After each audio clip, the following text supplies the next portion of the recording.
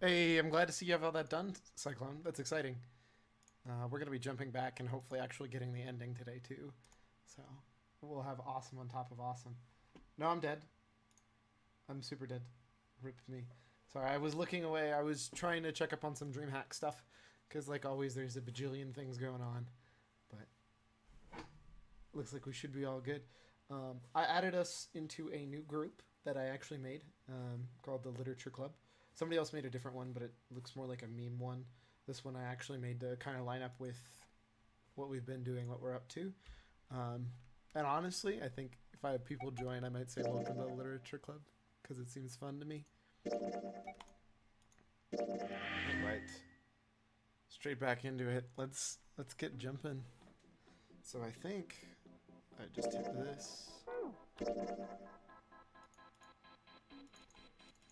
Jump to here. And then let's see what changes. Does she hide the axe from me still?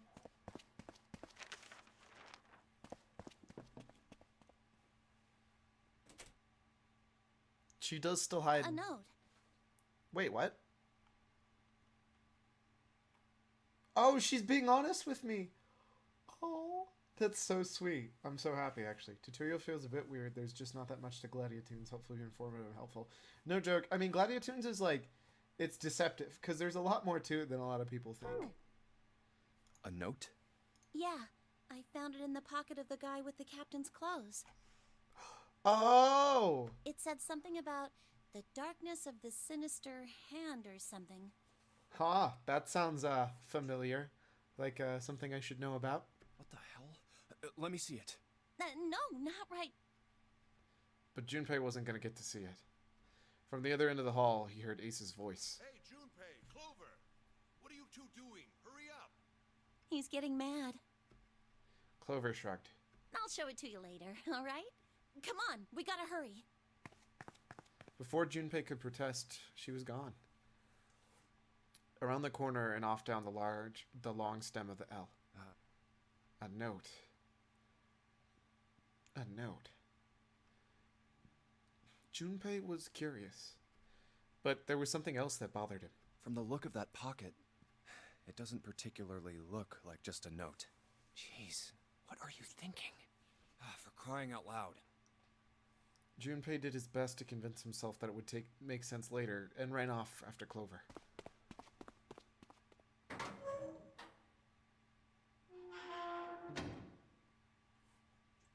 Junpei pushed through the door and found himself in a large room with a large set of stairs. The big stairs. So this is where it ends up. I think Rare and Luigi said they had some trouble with it, but I don't remember Sponge having too much trouble. It was always Elephant Pong, of course. Elephant Pong is the dumbest thing to that game, hands down. Gladiatoons is weird because you can kind of get away with not actually knowing what you're doing, but you're way better off knowing what you're doing and not actually succumbing to basically getting destroyed. Because I remember that's what I did at first, was I would just go with it, but occasionally I would just get times where I would fail, and you know, you just lose the run because you lost 3 minutes. Just like it says on the map. It was just what he'd expected to see after reading the map. His I see after reading the map himself meant that Ace had probably realized the same thing. Ace, did he head down? He put his hand on the handrail and leaned over to look down. Oh, there he is. Look, the 4 others are there too. And not just Ace. Santa, June 7, and Lotus as well. Really? Let's join them. Junpei and Clover glanced at each other and hurried down the stairs. They reached B-Deck at the same time. Jumpy! Clover! June's face was excited. Something had happened. Not that much Junpei could tell simply by looking at her. What's up? Given their situation, he was not inclined to be excited about his sudden developments. June, however, couldn't contain herself. We found it! Found what? We found it! What did you find? It! Duh! Dummy! The last door! We found door 9! What? Come on! Just follow us! We'll explain on the way! Okay. 7 turned and jogged off down the stairs. Well, if that's the case... Wait for me. We should get going as well. Jumpy! We finally made it! The relief and excitement in her voice echoed what each one of them felt. Yeah, it's finally time. Junpei wasn't quite ready to believe they'd really done it. At least, not just yet. Still, if everyone said that it was door number 9, then it probably was. We've reached the end. He could feel his heart racing. A mixture of anticipation and fear ran through his veins, and he could feel his legs shaking. He was doing his best to maintain a sense of healthy skepticism, but he couldn't deny that the prospect of an escape was an exciting one. Something's bothering me. Only 3 to 5 people can go through the numbered door. 7 of us are on our way to door 9. That means that, best case scenario, there will be 2 of us who have to stay behind. 2 people. Is there a way? Junpei looked over at the clock. Arthur, we've only got 90 minutes left. I've got no time to wonder about it now. Hey, Junpei! June! What the hell are you two doing? Hurry it up! Santa's voice jolted Junpei out of reverie. Let's go! June took off down the stairs, jogging as quickly as she could. Yeah. Junpei followed.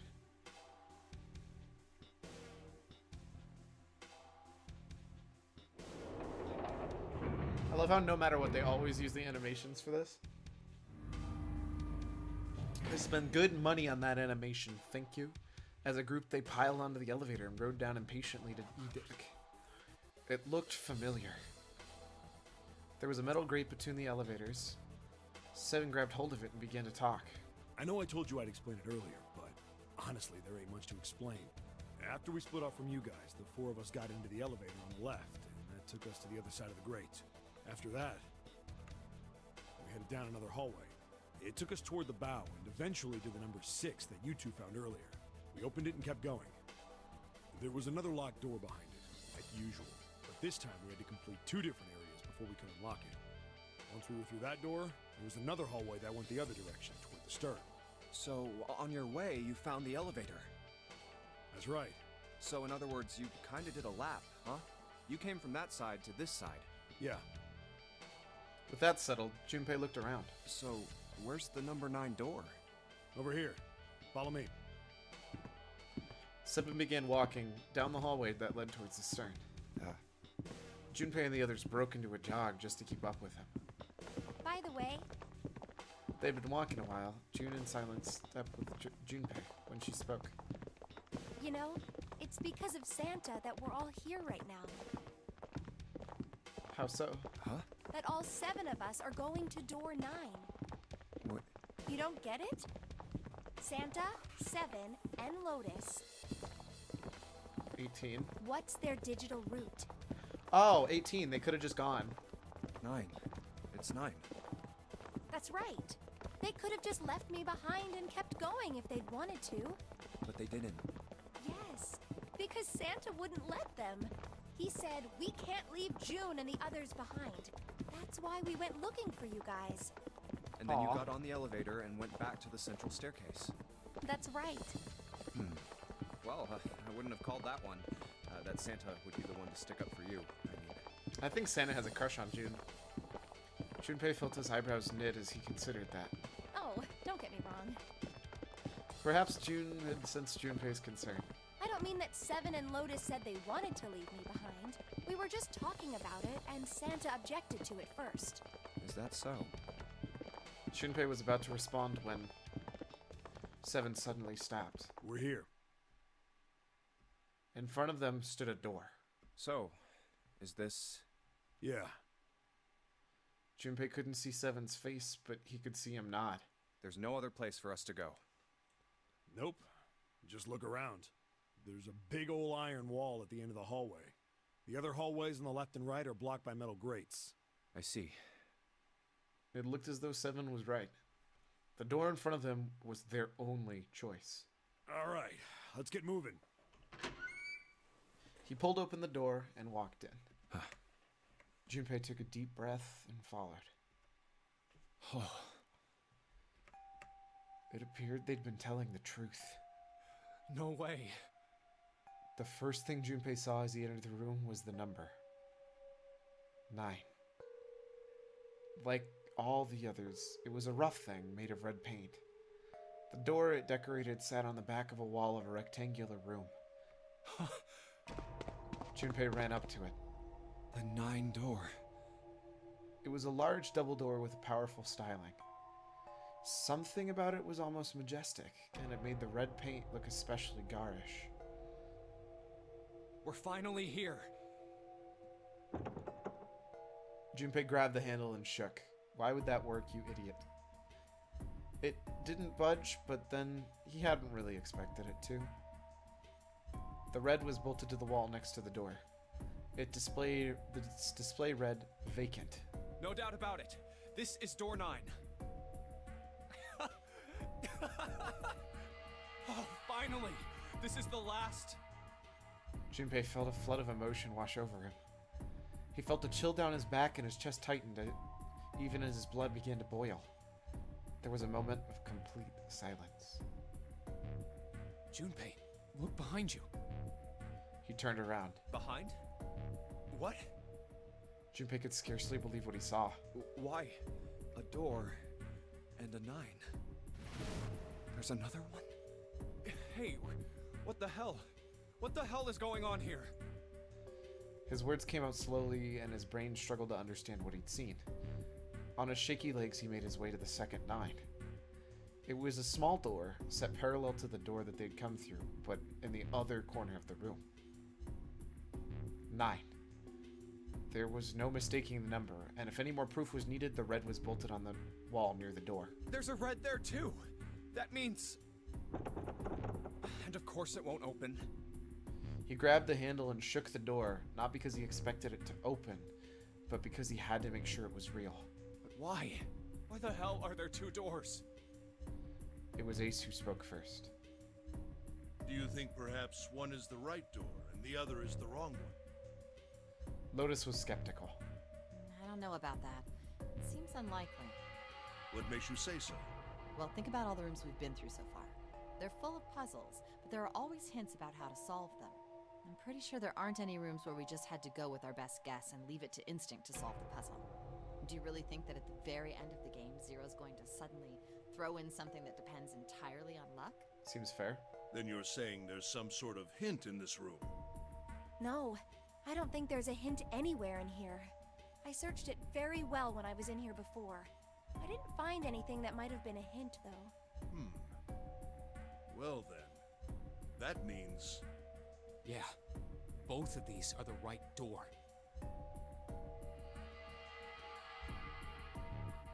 Why is there an extra... What? I mean, if you think about it, Zero never actually said there was only one door with a 9 on it. It is Already read seek a this. way out. Junpei began to mutter to himself. So if there are 2 number 9 doors, if we split it up right, That's not gonna work. Junpei blinked and looked up at Clover. She held out her hand. You've got a notebook and a pen, right? Can I borrow them? yeah, here. Slightly confused, he pulled them out and handed them to her. Look at this.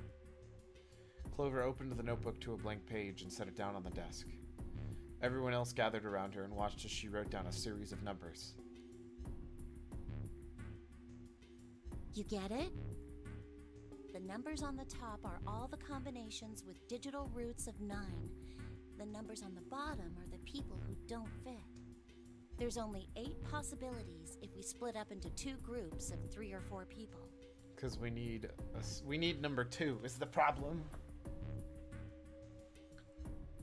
So, If 3 people go through the door, then 4 are left behind.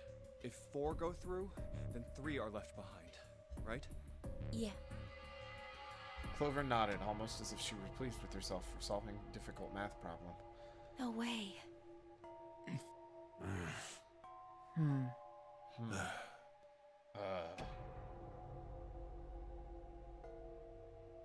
The room went very quiet.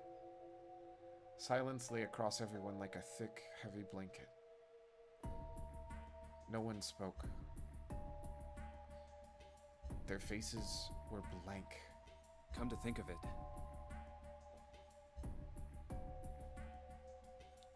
Desperate for something else to look at, Junpei turned his eyes to the room around him. what is this room? The walls were covered with candles. The wavering flame made the shadows of Junpei and his companions look as though they were dancing. Excuse me, goodness. 2 rows of wooden pews filled most of the room. It looks like it's set up for some kind of ceremony. But what kind? Between them was a strip of rich red carpet. The carpet ran straight through the room, ending at the door that pointed at the stern of the boat. At the other end of the carpet... Is that an altar? It was a recessed space set into the wall between the 2 doors. Sitting on the raised section of the altar was... a coffin. A coffin. A coffin? No, it couldn't possibly be. But if it wasn't, then whose body occupied it? That was as far as Junpei wanted to pursue that line of thought. He decided not to think about the coffin for the time being. At that moment, Seven spoke. There was an edge of humor in his voice, but it was forced. Okay, I give up. I give up. I figured if we sat around here long enough, someone would volunteer. But I guess nobody's got the guts to do it. What are you talking about? Junpei didn't understand, and he wasn't the only one. What? You guys didn't figure it out yet? Fine, fine. Let me enlighten you. Clover was mostly right with her little explanation earlier, but she missed something. She wasn't really wrong. She just... screw it. Let me just write it out. Seven snatched up the notebook and began to write in it with a pen that sounds like a marker. Everyone else clustered around him, desperate to look. If you're trying to leave with a group of 3 and a group of 4 and get everybody out, Clover's right. But there's another way. Only one combination, though. If you split us up into groups of 3, 3, and 1, you can make this combination. Wait, this means... Don't get me wrong here. I'm not trying to copy Ace or anything like that. Even if he hadn't been the hero back in the big hospital room, I'd still be saying the same thing. The same thing? Are you saying? Yeah, I am. But our solution's literally in the coffin. Can we just open the coffin, please? I'll stay behind. No. Seven, please. Just open the coffin. Why are you acting so heroic all of a sudden? Are you some kind of idiot? Lotus was the first to speak. That in itself was a little strange. She'd reacted as much differently than what Ace had volunteered. No, I'm completely against this. I'll be goddamned if I'm gonna have to owe you for getting out of here. Savage. But also, I think deep down she likes him. He's a good guy. The rest of them began to speak all at once. I'm against it too. I didn't want to leave Ace behind, and I don't want to leave you either. I don't like that idea. There's gotta be other options. I disagree as well. I can't say I care much for you being the hero. Savage. Finally, they quieted down. Junpei looked at Seven. Well, there you go, Seven. Proposal denied. Clover's right. There's gotta be a better way than this. Seven made some noise that was somewhat between a derisive snort and a cough. Doesn't make any sense. He was doing his best to pretend they were making a foolish decision, but Junpei could see the twinkling of water at the corner of Seven's eyes. That was when Santa spoke. Whoa, hold on a minute. I haven't said anything yet. Up until then, Junpei hadn't realized that Santa stayed quiet for the whole discussion of Seven's fate. Hey, Cerns. How's this going? So far, so good, other than Seven talking about sacrificing himself to let everybody else out, and them apparently not realizing we can open the stupid coffin. Something in his voice made Junpei uncomfortable. Are you agreeing? You want to leave him here? Santa shook his head. Nah, I'm against it. I don't want to leave Seven here alone. What? Then I don't see how it matters. I said alone. What? Huh? I said I don't want to leave Seven alone. Okay, I get that. You've said it 3 times now. Can you explain it? There was a dull shine in Santa's eyes. They were cold and hard. Junpei felt himself shiver. What the hell are you... What? You don't get it? I can't leave just one person. I need 2 more. 3 people, including 7. I'll be leaving behind 3 people. What? That's my proposal. No, those are my orders. Excuse me? Santa, please. What do you mean, orders? What the hell makes you think you can order us around? Who the hell's gonna listen to you? You all will. In 3 seconds, you won't have a choice. What the shit are you talking about, Santa? What? 3, 2, 1. Santa was so fast, Junpei could barely see him. When he moved, it was almost like watching a dance. His feet moving like lightning. He spun and... What the hell, Santa? Santa's a dick! See? I told you. His lips curled into a cruel, mocking smile. Huh? What? A shudder traveled the length of Junpei's spine. His chest froze and he could feel his breath go stale in his lungs. Nothing made sense. Junpei had felt as though his head were about to explode. Santa's sudden change in attitude, saying that he needed 2 more.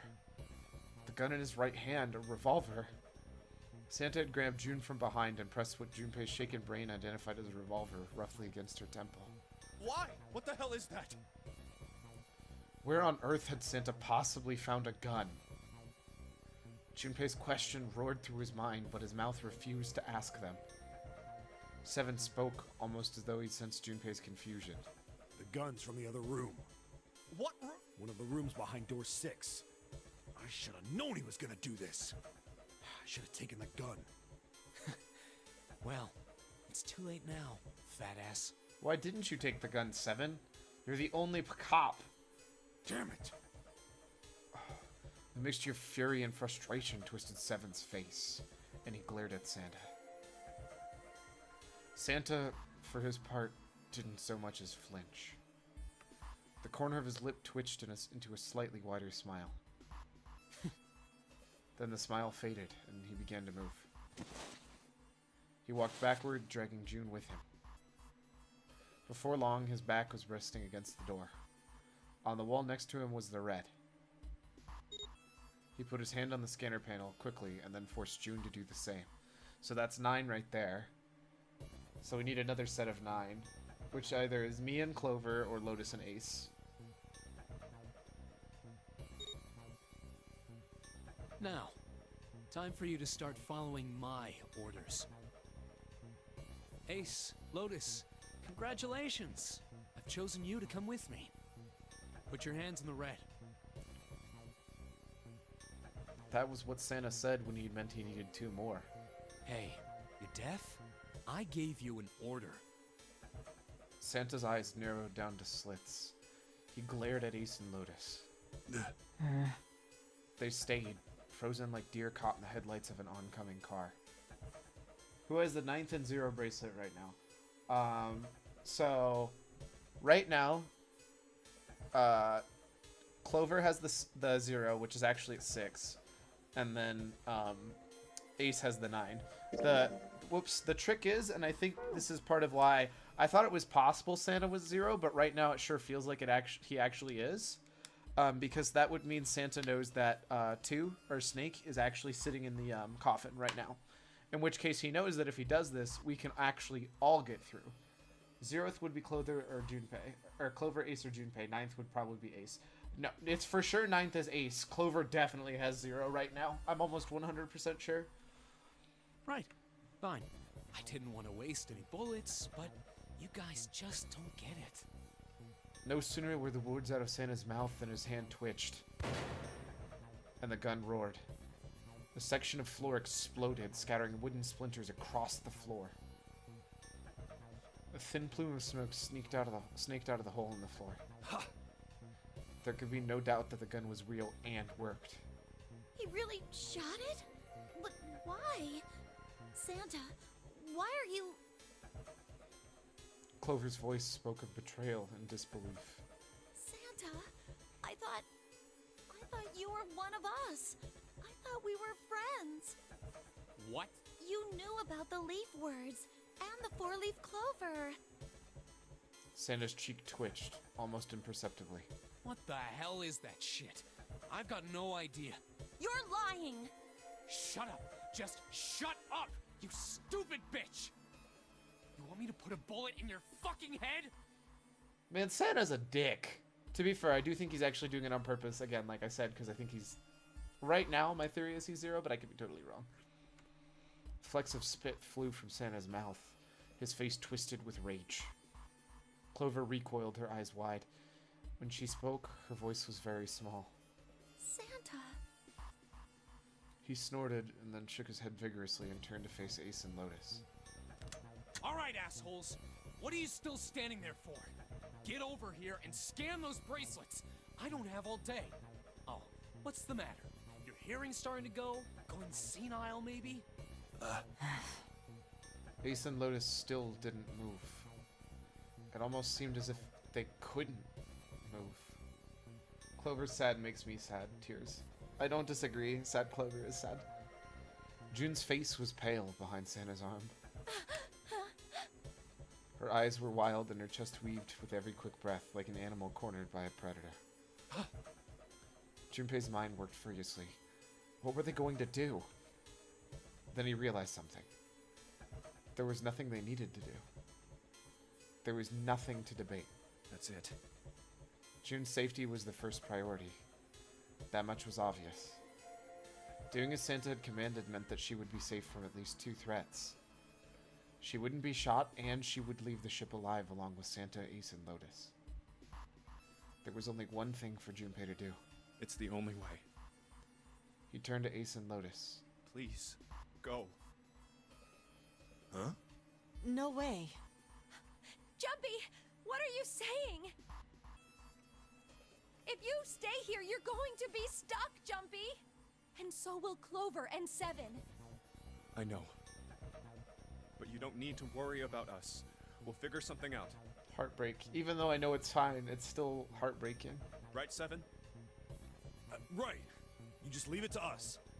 It's gonna piss me off to do what Santa says, but... Don't worry about me either. There's still something I have to take care of. No, you can't! Oh, no! Oh, no, he's doing it because he is zero, and we also have the note, too. And he knows we got the note. So this gets Ace away from us. I might be assuming Santa's way smarter than I think he is, and he's really good at being a dick on purpose, and not... Maybe I have far too high hopes, but I think he's doing it on purpose so we can go take care of the note. Go get the, especially because Seven knows about the safe. Ace, Lotus, don't come over! Don't worry about me, please! June was almost crying. Junpei walked around behind Ace and Lotus. He gently placed a hand on each of their shoulders. Please. And pushed them toward the door. They almost stumbled, then righted themselves and took another step, and another. They turned around, and Junpei nodded. Go. all right. Fine. Ace and Lotus turned around again and walked slowly toward the door when Santa was waiting for them.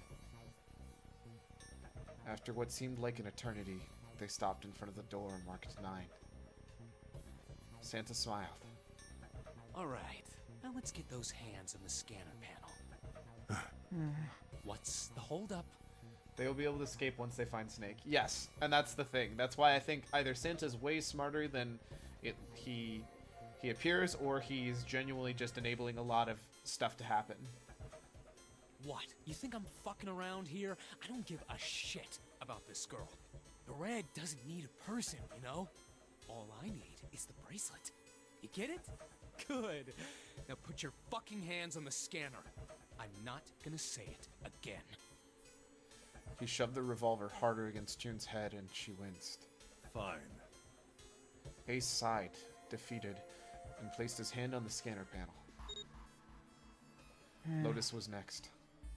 Lotus glared at Santa and slammed her hand on the scanner panel. The 4th asterisk blinked on. Good job. Now, Lotus, pull that lever. Soon as the door opens, you get your ass in there. Try anything stupid, and you know what happens, right? Damn it. Junpei could almost hear Lotus's teeth grind.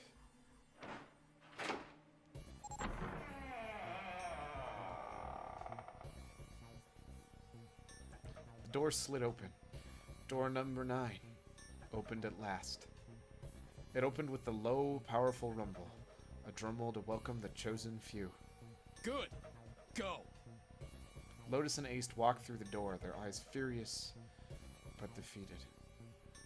Santa waited until they were all the way inside, then hauled himself and June across the threshold as well. 8, 9. Later.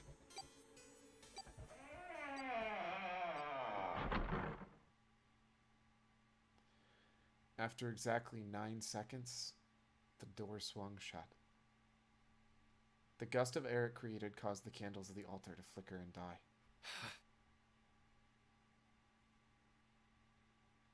The room fell silent. Junpei, Clover, and Seven had been left behind.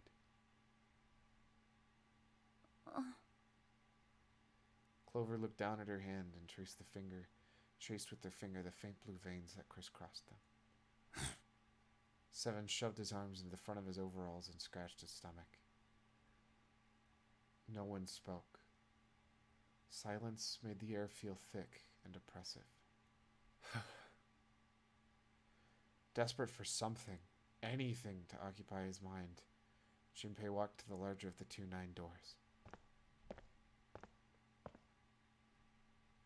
He stood in front of it and looked at the red.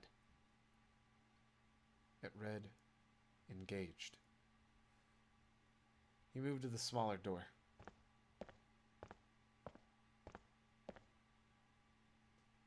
The red read, vacant. God. The digital root of the remaining people was 7.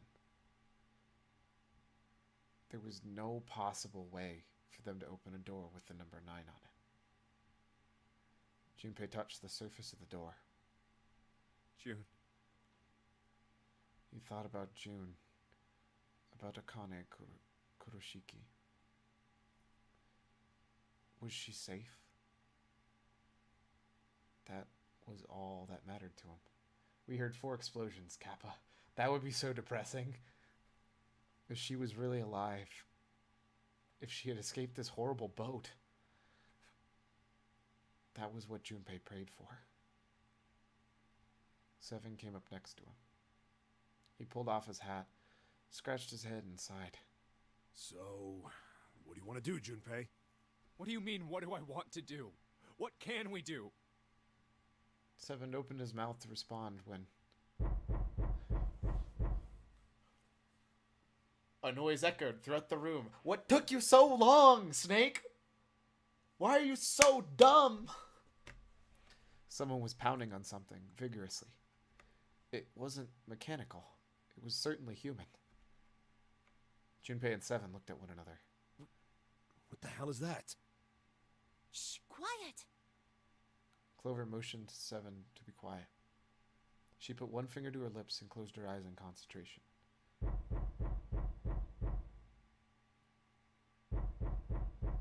The 3 of them listened, trying to determine where the sound was coming from. Where is it coming from?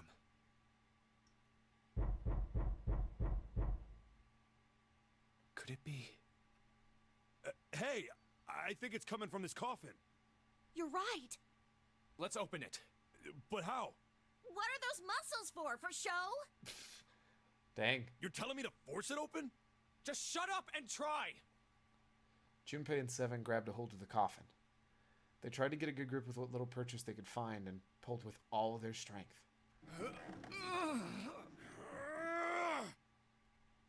Damn it!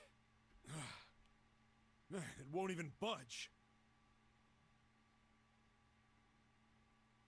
There was some sort of keypad attached to the coffin. Its purpose would have not been difficult to determine. Their eyes were almost immediately drawn to it. Not another one. Yeah, looks like it. Do you think we have to put in the right password or it won't open? I think so. The noise wasn't stopping. In fact, it was getting louder, Whoever or whatever's inside this thing wants out. And now. I know that. But how? Without a passcode, I don't think there's much we can do. They couldn't even tell how many numbers the passcode needed to be. Isn't there a hint somewhere? Well, let's look for one. They waste a half hour looking for a hint. Unfortunately, there didn't seem to be anything near the coffin. Clover ran to examine the pews, and Seven investigated the desk, but they turned up nothing. Hope you remember the password. Left, right, left, right, left, right, Kappa. Ugh, there's nothing here. Actually, I think it's right, left, right, left, right, left. Not making this easy, are they? The sound still wouldn't stop. It wasn't a noise that belonged in that room. Then why did it take him that long to actually start doing it? It's the passcode. What am I supposed to do? How can we figure it out? I need something.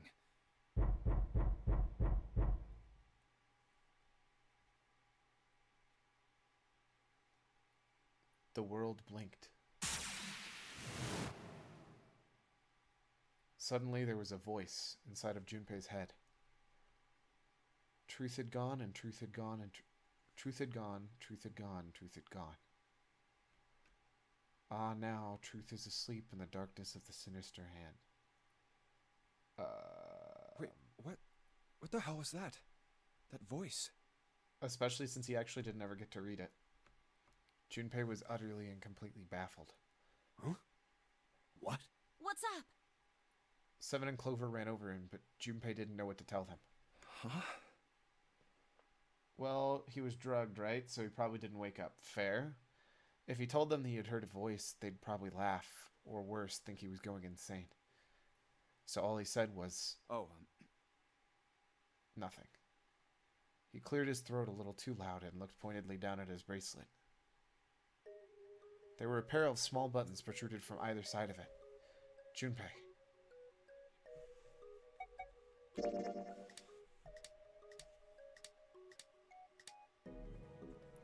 That was it. 1, 4, 3, 8, 3, 4, 2.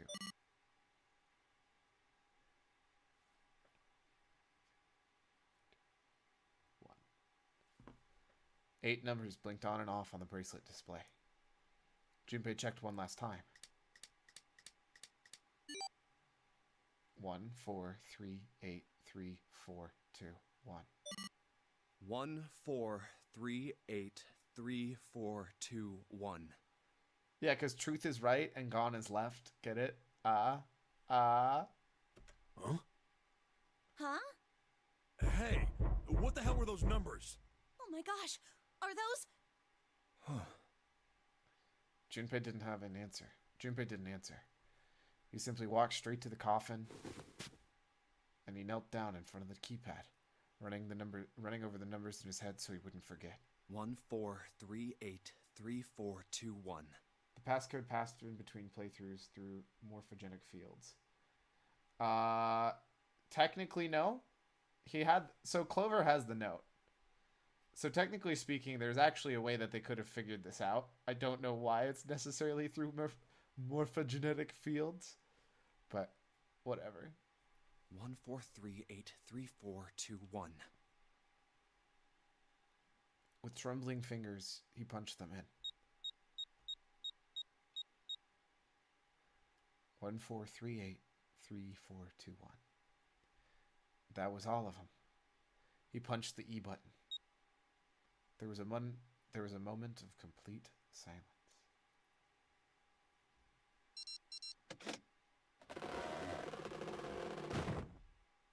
Then there was the sound of the coffin lid unlatching.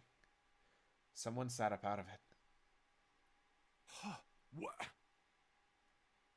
Why are you...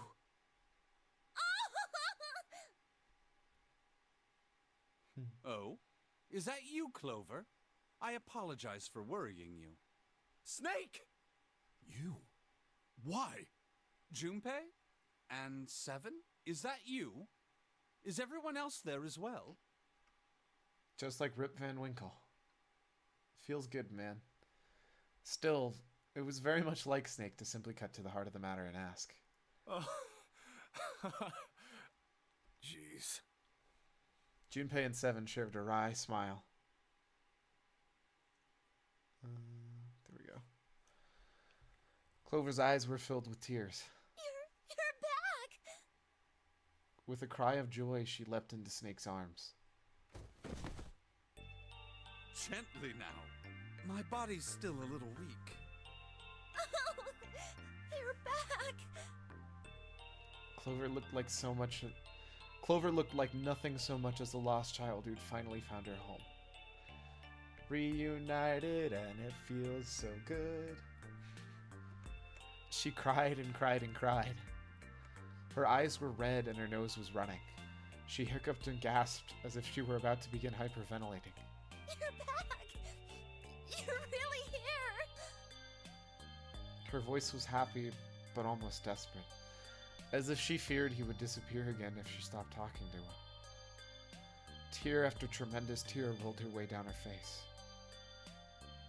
Her small arms strained as she clutched Snake's body as tightly as she could. Perhaps she had to convince herself he was real. Perhaps she was worried he would be gone the moment she let go. Perhaps she simply didn't know what else to do. You're back! Come now, what's gotten into you? You're acting as though I've returned from the grave. Not as though! You did!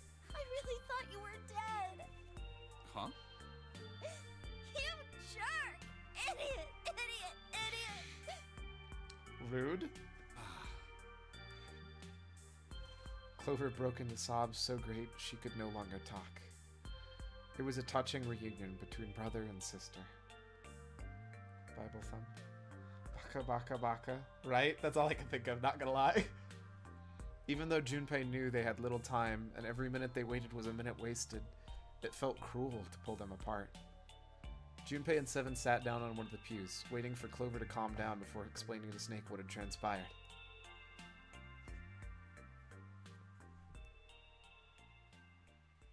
I see. I believe I understand things rather well now, thank you.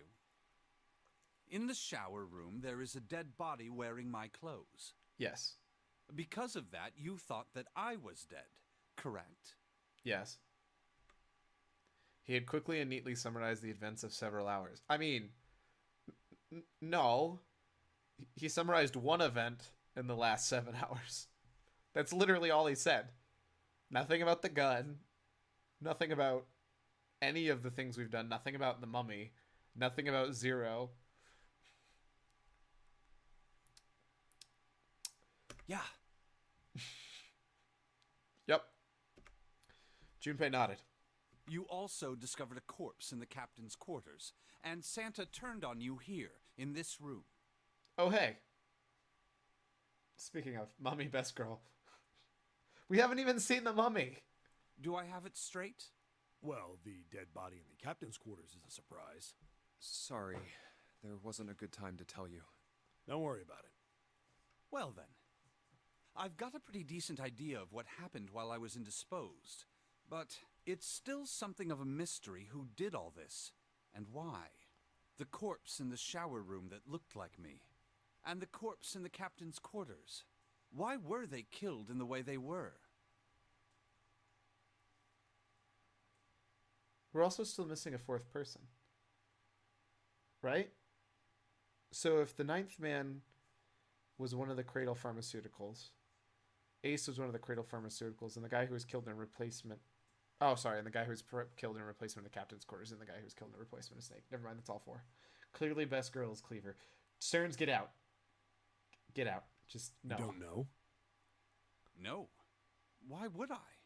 The guy in the shower room. We don't know who he is, so let's just call him Mr. X. Anyway, this Mr. X is wearing Snake's clothes. Yep. But you're wearing some kind of weird robes. That means someone took your clothes and put them on Mr. X. Yep. We need to figure out who that was. I apologize, but I have no idea who might have done this to me. I only just now woke up. I was unconscious during all the events you just described to me. They must have undressed me and changed my clothes during that time. When were you knocked out? when we split up to look for the red. Where did they get you? Do you... It was a small room in one of the hallways on C deck. What happened? The same thing that happened to every one of us when we were abducted. A canister releasing some sort of gas was thrown into the room. That's weird. I believe the gas is some sort of incapacitating agent. That makes it sound like Zero did it, for Then sure. That means it was. Zero. Looks that way, huh? There's nothing else I have to tell you. When I woke up, I was in this coffin.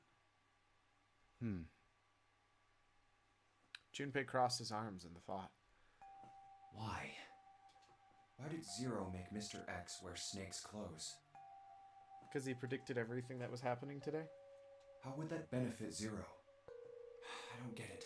What the hell does any of it mean? And I have no idea how I got the passcode for the coffin either. Morphogenetic fields. Truth had gone, and truth had gone. Where did those words come from? Why did I feel compelled to push the buttons on the bracelet after hearing them? Severin asked him about it while they waited for Clover to finish crying. He had no answer for him, and he still didn't. All I know is my fingers moved on their own. It was like I did it subconsciously. Does it stop with Santa, like, kicking you out if you don't have that other one? That's what I'm wondering. I don't get it. What the hell does any of it mean? His mind was a maelstrom of mysteries, clues, theories, and more mysteries. He could barely think. Also, Snake and Clover had been subjects in a similar experiment 9 years ago. The ability to access a morphogenetic field is affected by a couple of things. The first is epiphany, and the other is danger. You get stopped with the knocking on the coffin. That's what I thought. And someone did actually die. A girl. Her name was... Lotus's daughter. There had been another experiment conducted. Still on don't the know if that's same actually ship true, just 9 believe it years is. ago, and a girl had died during it. Funyarimpa. Morphogenetic field theory. The 2 murders. Switching clothes. The nonary game. And whatever this strange thing was happening to Junpei himself. Funyarimpa actually best girl. Lol. The maelstrom in his head spat out words and ideas that disappeared back into it almost as soon as he grasped them. Huh. But as he struggled through them, Junpei began to realize something. There was something that tied all of them together. And the point of connecting the dots... Zero. He's the ringleader. The person who trapped 9 of us on this sinking ship. Zero should know everything. If we can uncover Zero's identity, all of our questions will be answered. I mean... maybe. Elevator best girls. Elevator-chan.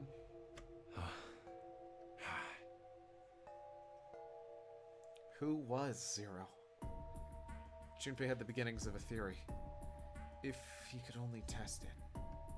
Or perhaps... At any rate, we'll have plenty of time to decipher the details later. For now, it is of utmost importance that we escape. Junpei, it was 4:30 the last time you checked the clock, yes? That means we have less than an hour. Clover with axe best girl. Oh my gosh. Stop. Y'all are ridiculous. We must hurry. Hey, how are we gonna get out of here? Well, we add up to a perfect 9, don't we? Isn't that obvious? Through the other number 9 door. 5 plus 4 plus 7 plus 2 is 18. 1 plus 8 is 9.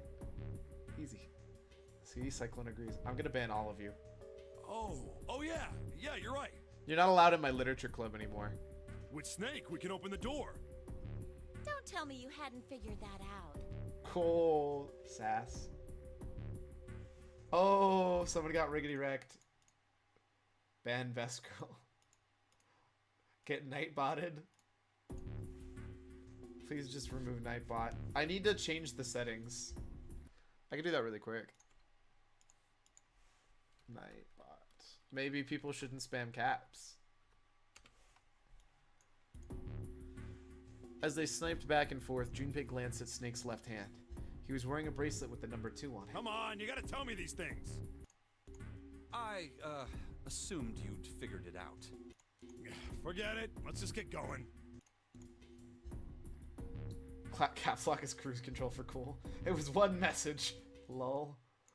Here. I can fix this. I think I can just make you a regular. Oh, spam protection. Excess caps, disable. Excess emotes, disable. Excess symbols, disable. Links are still blocked.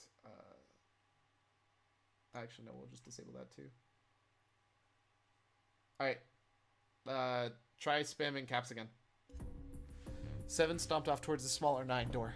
Clover, Snake, and Junpei followed. 7 laid his hand quickly on the red. An asterisk appeared on the screen. Okay, you spamming, Cerns, you spamming doesn't help because it doesn't ban like mods. It can't. But it looks like you're all good to go. 7 quickly put his hand on the red. Oops, already read that. Junpei and the others followed suit and laid their hands on the scanner panel.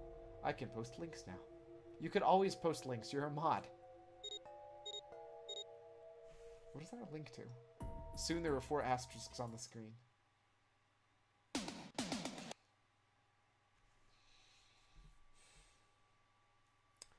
I should have expected that. 7 glanced at them, then laid his hand on the lever of the red. All right. You guys ready to go? Yes. Got him. Yeah, you did. Yep. Junpei paused for a Not moment. yet. Huh? Before we go in, I'd like to check something. Probably the mummy. You want to check something? Yeah, but before I do, 7, could you pull the lever? I want to make sure we can verify with just the 4 of us. What do you mean? We don't need...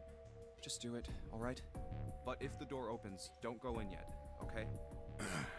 Please, this is really important. I really need to check this, okay? Work with me here. Junpei looked directly into 7's eyes. The older man looked back for a moment, then nodded.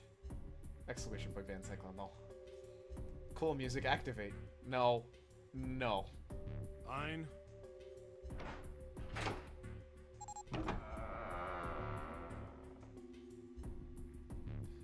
Seven pulled down the lever and the door number 9 creaked open. Then they waited. 6, 7, 8.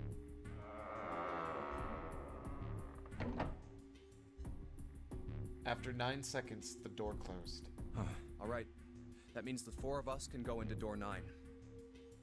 So, we knew that already. It's obvious. Obvious. Yeah, you're right. It is. Why do we do that then? Now, what happens if we add Zero's bracelet? What? Zero's bracelet? Why don't you take it out, Clover? For a moment, Clover looked surprised, but she recovered quickly and stuck her tongue out at Junpei. So you did know I had it. Aw, she's blushing. It's blushing Clover. That's cute, Clover. I picked it up because I thought it might be useful sometime. She reached into one of the pockets of her voluminous jacket and produced a bracelet. Junpei took it from her hand and turned to 7. Dan says, "Get out." She's 18. Shut up. This was on the left hand of the corpse in the captain's quarters. If you look at it, you can see it's got a 0 on the face. Just to make this a little easier to talk about, I'm gonna call the guy we found dead in the captain's quarters, Cap. Then I should be able to open door 9 with just me, Clover, and his bracelet. 5 + 4 + 0 = 9. Though the big question is, if Cap is the mastermind of this game, would he really put one of these bracelets on? Anyway, let's just give it a shot. Clover, give me your hand. Okay. Now the captain's bracelet. She's 18, just like Naui is 1,000 years old, Kappa. I don't know who Naui is. And pull the lever. However, the door didn't open. The reds display read error. I knew it. Now, what does this tell us? Why do we Maybe care? The bracelet has to be on your wrist in order for it to work? No, that's impossible. Did you see how the panel showed a third asterisk when I scanned Cap's bracelet? Whether or not it's on your wrist doesn't matter. All you have to do is put the bracelet near the panel for it to register. 7 waved his bracelet in front of the scanner panel. Sure enough, a single asterisk appeared on the rad. Huh. Looks like you're right. The only working combination we have is 7, Clover, and Captain. See? So what does that mean? There's only one possibility. That bracelet isn't the number 0. Is that what you're saying? That's right. Then what number is it? Let's find out. It needs to be 7, Clover, and Cap. Let's try 7, Clover, and Cap. This is just to save time, because I'm pretty If sure... this combination opens the door, then Cap's bracelet is number 7. Oh, I'm stupid. Sorry, it needs to be 7, me, and Cap. My bad. I didn't math right. It ain't 7 then. How about... NA math, lol. You're not even wrong. 7, Junpei, and Cap. Let's try 7. If this combination...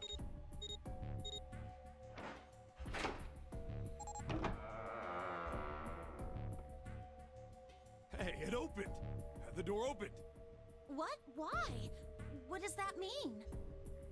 Both 7 and Clover seemed rather shaken as they turned to look at Junpei for answers.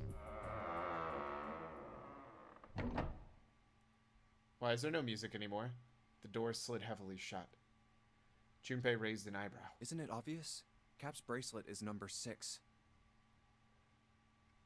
But doesn't it say 0? Okay, yes. But why does that matter? This isn't a 0. The symbol on here isn't a number 0. It's a letter O. A, B, C, D, E, F, G, H, I, J, K, L, M, N, O. So it's the 15th letter of the alphabet? I don't get it. Oh. Whoa, wait a minute. I don't get it. I'm in your boat, Clover. I mean, we figured out that Cap's bracelet is 6, right? Yeah. Oh. No, it's not. It's 15. I'm stupid. It's essentially a 6 because its digital root is 6, but it's 15. Does that mean there are 2 people with 6s? Before Junpei could answer, Snake spoke up. There is most likely only one person with a 6. But I don't get it. What about June? Well, this is only an educated guess, but I think June's number was never 6 to begin with. Her bracelet was flipped. So it was 9? But what? In other words, June's real number is 9. How does that help this situation at all? That seems the most likely. But then how did Snake get killed? Because 1 plus 2 plus the 9th man would have to have been 6?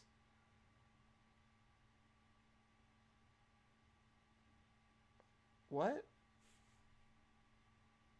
Then all this number door stuff was just a load of crap?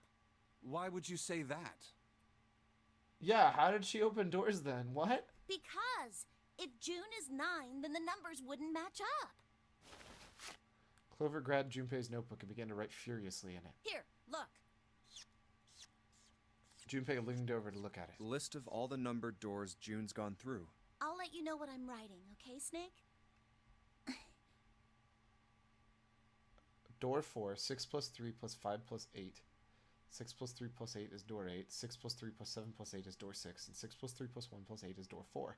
She's missing door 9, technically. Yeah, she's missing door 9. Wait, why did she go through door 4 twice? What? Shouldn't that say door 9, not door 4? And that's everything. I wrote down which door she went into and with whom. And I wrote what all the numbers were. So if you switch 9 in wherever there's a 6, the numbers don't work. Yes. If the digital root is 7, then you can't open door 4.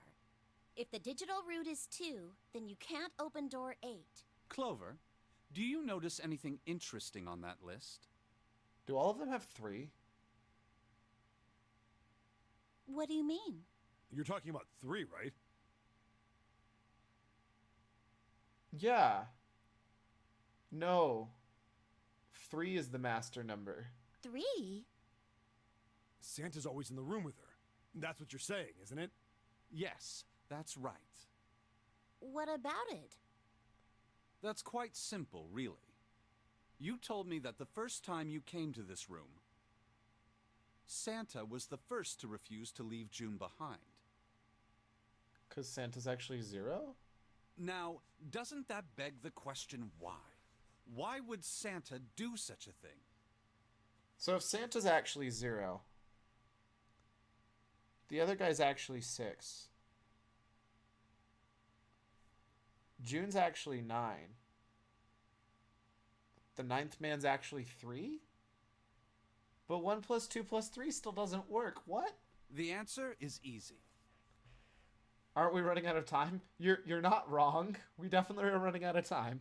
Because Santa can't open door 9 with only 7 in Lotus. Because that would be 15. Of course, there's only one reason for that. His number isn't actually 3. Santa's real number, 7? Would you be so kind as to modify my sister's equations? 0. Yeah, sure. 7 took the pen from the confused Clover and began to adjust her calculations. This is what you were getting at, right, Snake? He read out the changes he made. When he finished, he looked at Snake. Snake smiled. Thank you. That is exactly right, 7. Wait.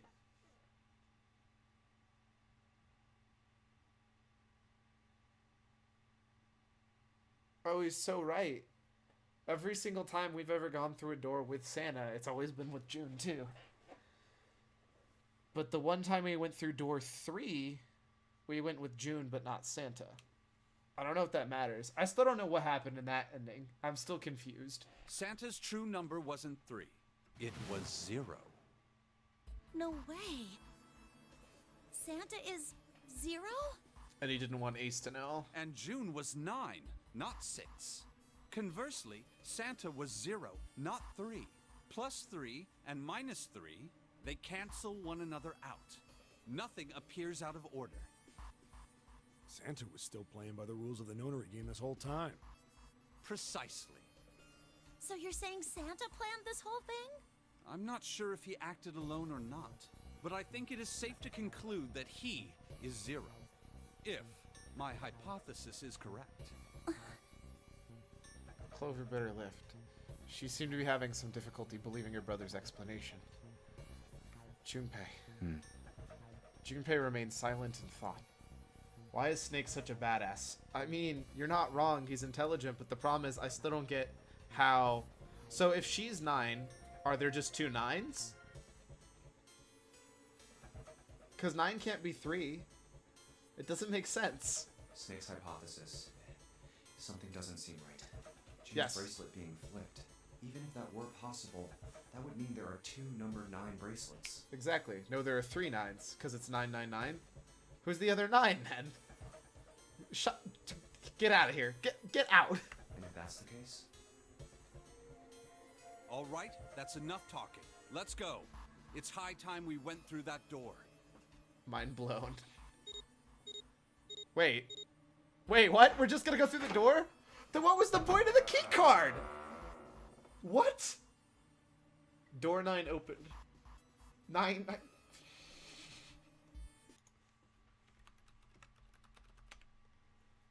I guess there's actually 10 doors. Yeah, because there's 2 9 doors. They leapt through. But It's right there. what about the keycard to the mummy? What about the library? The dead was directly in front of them as they came through the door. Quickly, they scanned their bracelets. And more than 9 persons. There were also 10 people, yes. Because there's 0. Kylaris pats. Aw. Look at you, Kylaris, getting a pat. Oh, After pausing for a moment to catch their collective breath, Junpei and his companions headed down the long hallway in front of them. All right, let's keep going. If we counted every single door in the game, what would the digital root of that number be? Yes, it would still be 9 because we added another 9.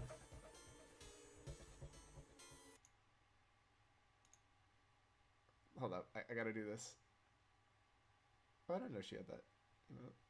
Wait. Where are my Calaris emotes?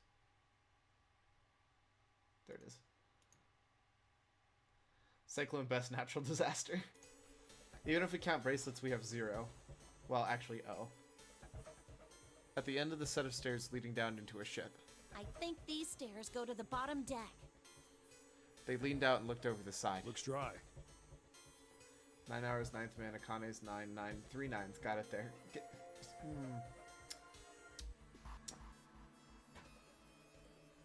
Let's head down. You're ridiculous. I am a disaster, alright. Feels bad, man. Oh, Cyclone, please.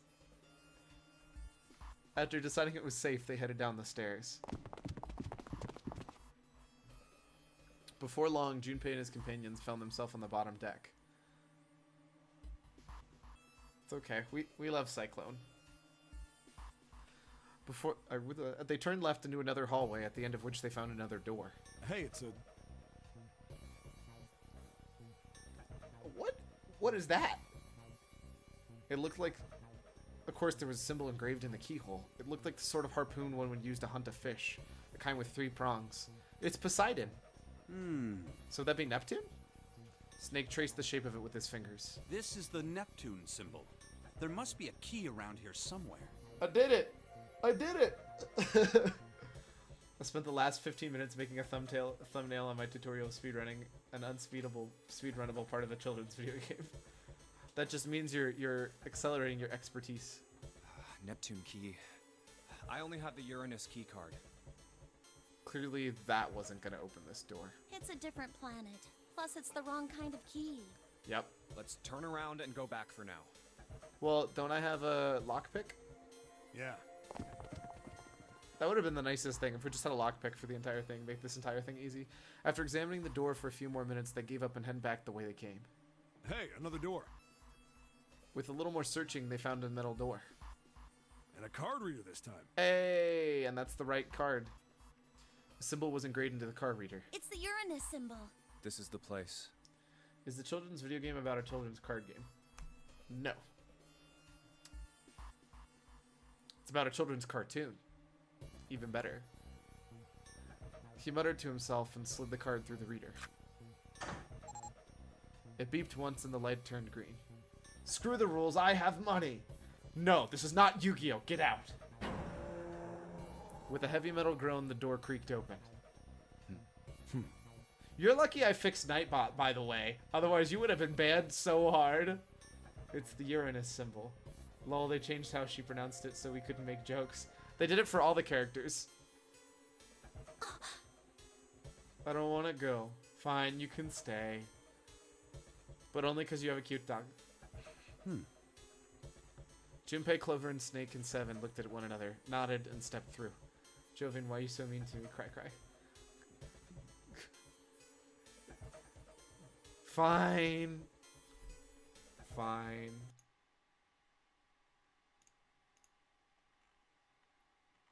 I can fix this.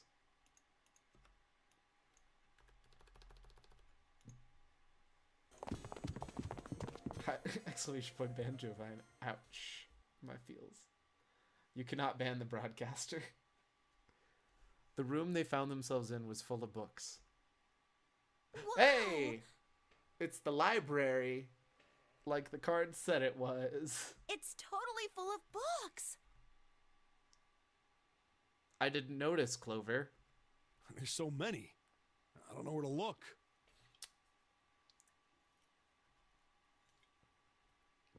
It looked remarkably like a library.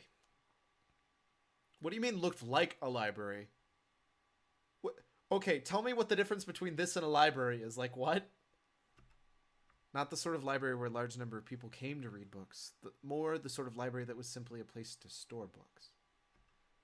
He felt a little overwhelmed by the sheer number of books, but Junpei did his best to speak with authority.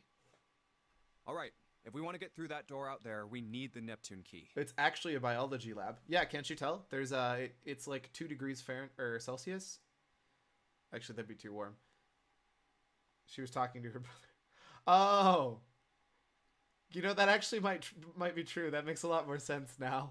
I say we split up and look for it. I forgot that we have somebody who's blind in here. Okay. Very well. Sure thing. Feels bad, man. Good. Let's get started then. We don't have a lot of time. Hurry.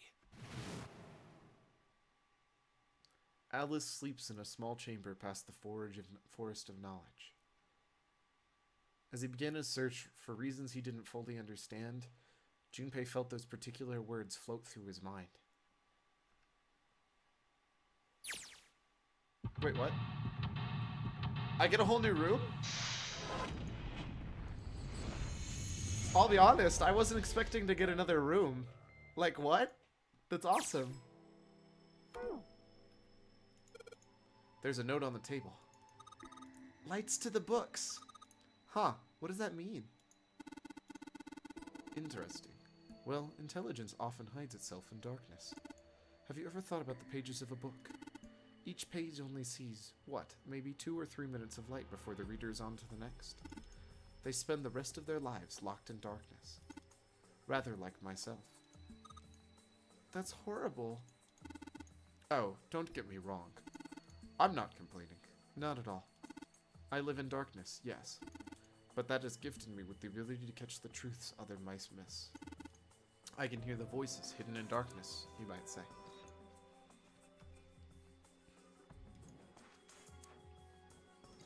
Huh. That seems suspicious. What's the deal with these titles? Wait, does Snake live in darkness? Yes. A whole new room. Seek a way out. I don't think he does. Yes, he does. They're all just gibberish. Hey, what if we, like, switch them around? Nope. Switch them around? Yeah, if we move them around, maybe they'll spell something. Oh, I get it. Yeah, heck, it's worth a shot. Can I move it to say nope? That's not how you do that.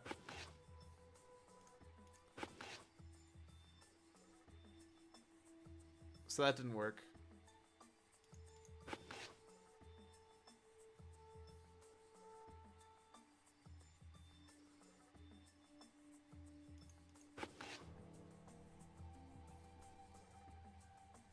One here.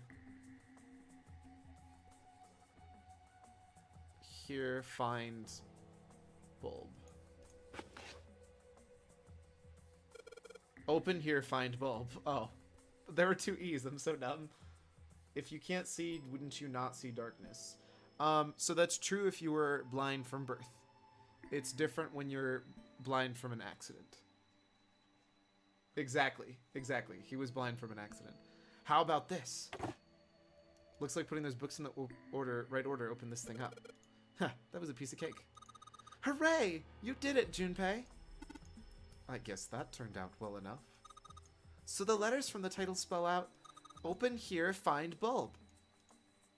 Here's a light bulb on the shelf. We'll pick it up, you idiot.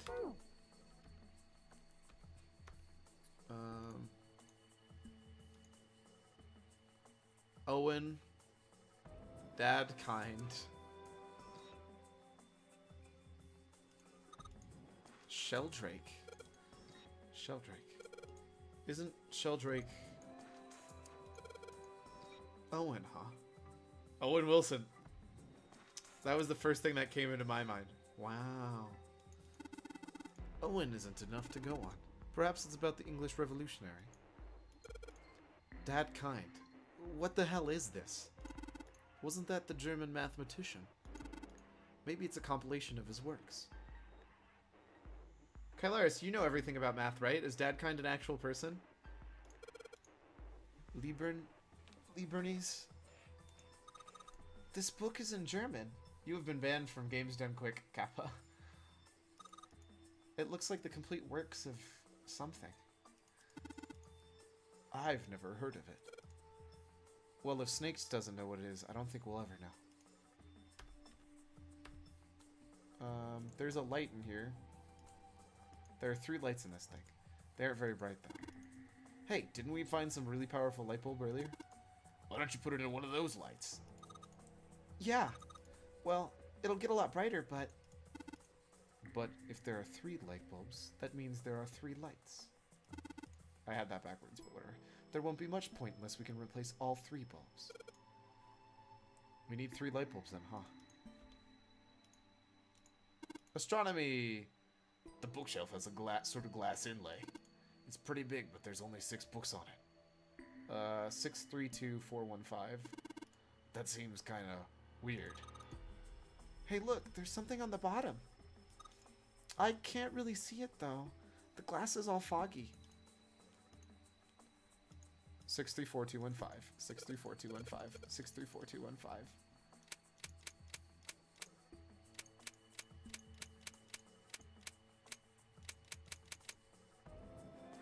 Did I type it wrong? 632415. Dang it. That hint literally gave me the answer. I was halfway there, though.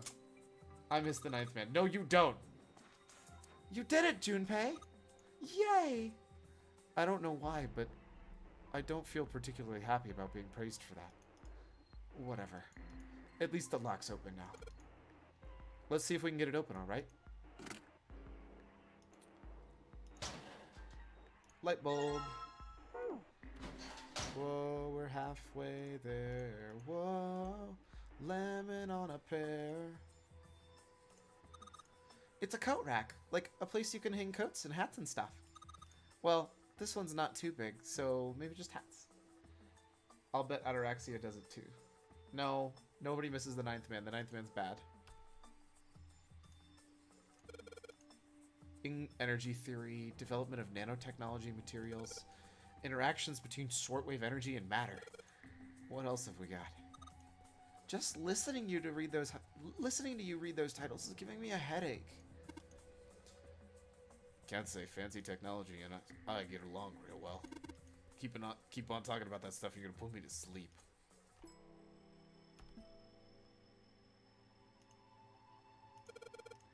What's a picture book doing here?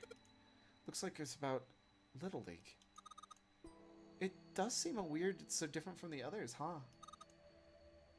Maybe you ought to take it with you. Okay. An overview of photochemistry? I think whoever set this up wanted us to see the cover, not the spine. Let's take a look at it, okay? Ah, looks like there's a whole lot of space behind these books. Look, Junpei! I think there's something hidden behind the books.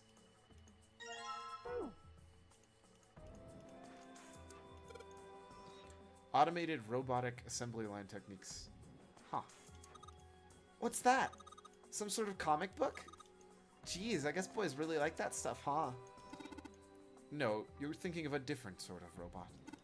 This book is about talking about automated machinery that's used to build things like cars. Yeah, say, you and your 9th man. Shenaniganery. Teletemperation and telepathy. What the hell is this one about? Well, I know what telepathy is, but I've never heard of teletemperation. It refers to having the abilities to travel through time. Can I not pick it up? Okay.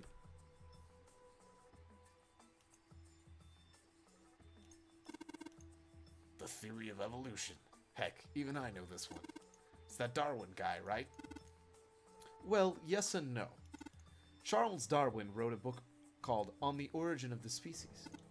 In it, he put forth the theory of evolution. Yeah, I remember that part. He called it natural selection. Exactly. This one says transition of extinct species.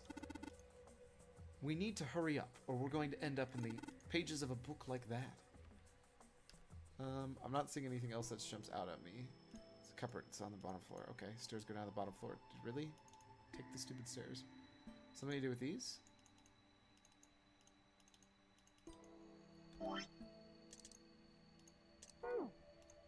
The book has O and it's light blue. Sheldrake on the spine. It's got the volume number limit on the portal.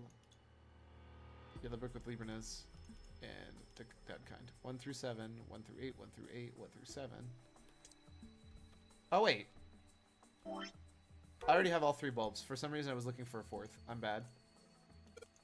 I'm going to change these bulbs. Now they should.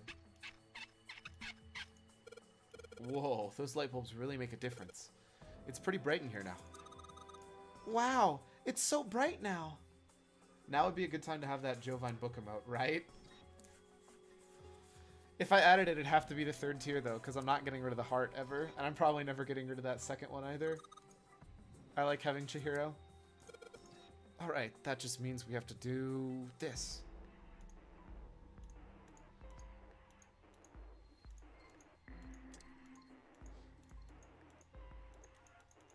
Am I supposed to grab other books now? Like these ones?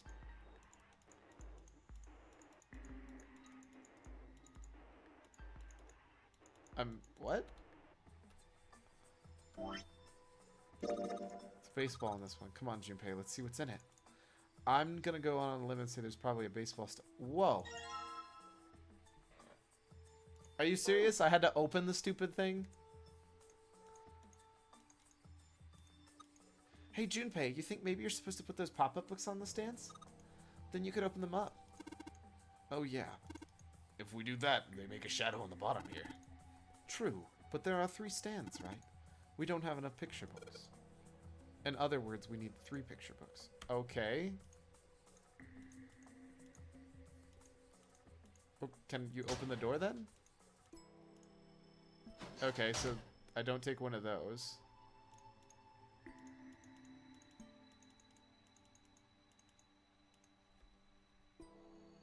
Do I just have to, like, look at all the shelves? Oh, sorry. No, I'm sorry. Hey, what's the deal with this sappy stuff? Oh, did I? Whoops. Modern Japanese literacy, huh? Literature, whoops. Or agriculture and historical organization folklore. Okay, I'm gonna stop reading these. Oh. Well, folklore can cover a wide range of subjects. History, urban life, religious trends, environmental changes, oral traditions. Folklore can cover all those things if you know where to look. This looks pretty deep. Hey, there's another one of these picture books in here. Something about these things feels kind of nice, you know? Brings back good memories. I guess even people like 7 were kids once. No shit, you little brat. Hey, guys, cool it. Alright, I think I'm gonna take this picture book with me.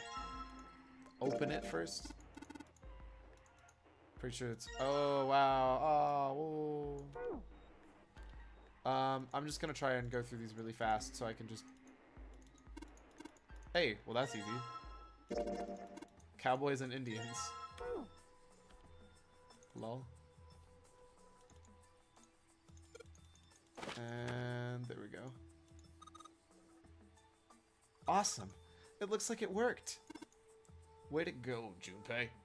9-sided polygon is called a nonagon or an enagon.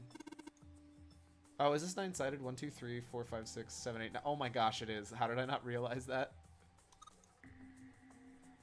There's something projecting on the bottom. These letters, they seem familiar. Shield Rake 5. Sheldrake 5? Oh. Whoops. It's the book on the thing. I think I saw the rest of this collection somewhere. Yeah, I think it was somewhere around here. Let's go take a look. Okay. Have you heard of him? Sheldrake, I mean. Yeah, Lotus told me about him.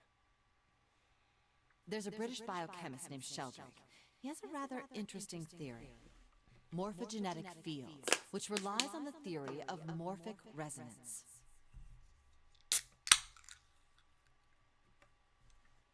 Really?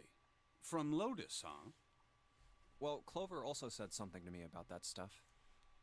Funyarimpa is back for 2 seconds. Get out of here. She did? Yeah, what was it? The ability to access a morphogenetic field is affected by a couple of things. The first is epiphany, and the other is danger. That girl. I told her not to tell anyone. You did? Why? Well, Look, man, I didn't push it because we're in a hurry, but I'm kind of sick of this. How about you tell you what? don't give me that. About the experiment. Ugh. Very well, fine. I'll tell you everything. But not here. Let's move to the top floor. Clover. How's it going, Quentin? Clover's pretty great. But they're talking about Funyarimpa. They think Funyarimpa's best girl.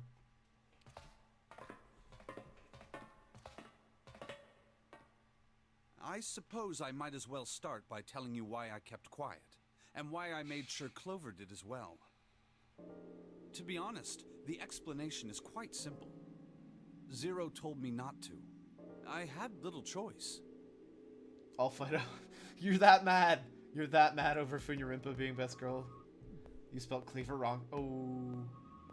He didn't walk up and tell me, of course. He gave me a message engraved on a card. That's a Braille card. It looks just like the one you showed us earlier. So you had 2 cards. No, only one. It's just nobody else can read Braille, so he can say whatever he wants is on there. Huh? What do you mean? I thought that card just had some rules for the nonary game on it. Yes, it did. And those were the rules I read you. However, It said some other stuff. they were not the only thing on the card. There was Gasp. something I didn't read. Is your girl a stone cold hot killer? I mean, technically right now she's not a stone cold hot killer right now. Well, perhaps I should say there was something I couldn't read. And that was? Tell no one of the events that took place 9 years ago. Shut up, Mike. I'll fight you. Lol. Tell, and I activate your sister's detonator. It's a threat on our lives. Oh. Well, what about Clover? Did she get a message from Zero too? I don't believe she did. But doesn't it strike you as strange that Zero would shut my mouth, but not hers? Is he a cultist? Did you not play this game? Yeah. To be on the safe side, however, I told her it was best not to tell anyone. Oh, I thought you've played this. I thought you've played all of this series. This is Clover's sister, dude. Or this is Clover's brother. He was thought to be dead, but was actually inside of a coffin with the wrong clothes.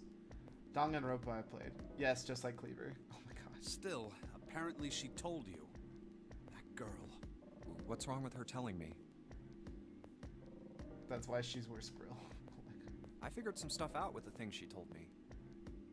I mean, it looks like the whole activate her detonator thing was just a bluff. She's prancing around downstairs happy as a clam now that you're back. That's very true. I've decided I can trust you. I've decided to tell you the truth. The chance that Santa is Zero is very high. I feel I can assume Santa doesn't have the time to observe us at the moment. And at any rate, even if he were, I very much doubt he would kill us. Why? Clover told me about the 4-leaf clover, about the words. If he knew about that, then he was in my group during the first experiment. I'm sure of it. He wouldn't kill us, no matter what the situation was.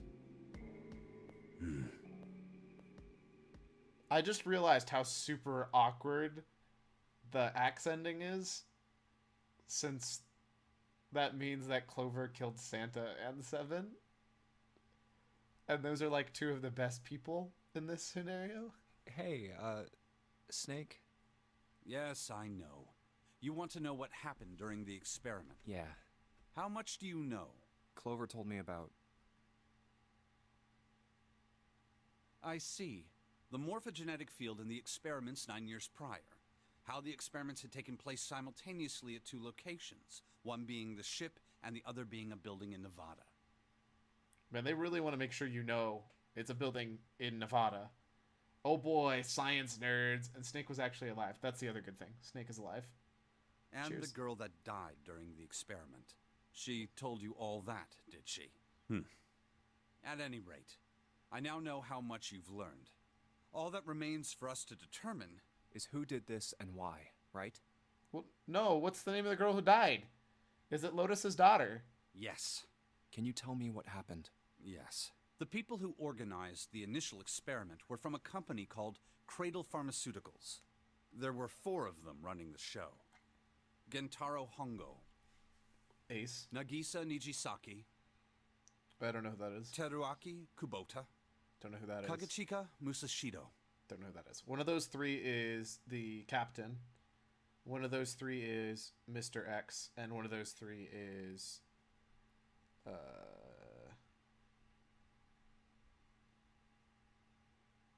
who's the other one I'm missing? The ninth man. Hey, Hongo was the CEO of Cradle Pharmaceuticals. would you look at that? Ace, ninth man, dude who got killed, Mr. X, and Cap. Still like Cyclone's suggestion for who died last time. Do we know Lotus's real name?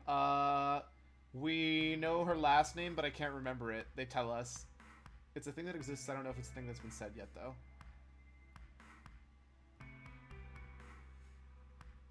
Nijisaki was his right-hand man and did the lion's share of the planning. Nijisaki, aka, that's Mr. X, Kubota led the company's research and development division. aka the ninth man. Well, Kashiwabara is her last name. Perfect. I was gonna say, they tell us that. Musashido was their majority stockholder. And that's the captain.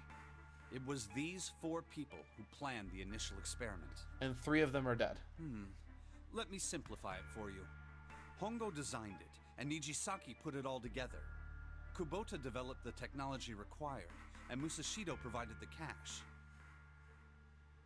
What was it? I forgot. He just told us. Oh, wait, the suggestion who died last time? I don't know. Didn't, like, almost everybody die? Huh, so it's Hongo, Nijisaki, Kubota, Musashido. Of course, more than 4 people were required to conduct an experiment of this scale. To that end, they organized a top-secret team to assist them with their research. All in all, they gathered 10 people or so. Those 10 completed their team, and they were able to begin the project. 10 completed their team. So they had 10 more people? So are the other 10 people like the last Nonary game or something? Or the next one, I mean? They named it the Nonary Project. The purpose of the experiment was to research the prospect of controlling a human mind through sheer will. The vessel, I suppose you could say, for this control was the morphogenetic field. Intriguing. Huh. Why did the glycerin suddenly begin to crystallize? Why did the crystal structure of EDT undergo a sudden change? Why did every single person happen to know about some weird, strange theory that happens to go with that exact theory? Why did the rats improve their puzzle-solving skills with each generation? So EDT was 7. Glycerin was Lotus. The rats was Santa, so that one actually makes sense. But, like, why does everybody have a story about this? Experiments with humans produce the same results. The more people who knew the answer to a question, the more there were who could answer correctly without having seen the problem before. Why is that? How could it happen? The answer is that the shape of the answer has been stored in a field invisible to the naked eye. And through that field, the resonant event transmits information related to that answer. That's essentially the idea behind morphogenetic fields. But that's just a theory. I'm on the wrong screen.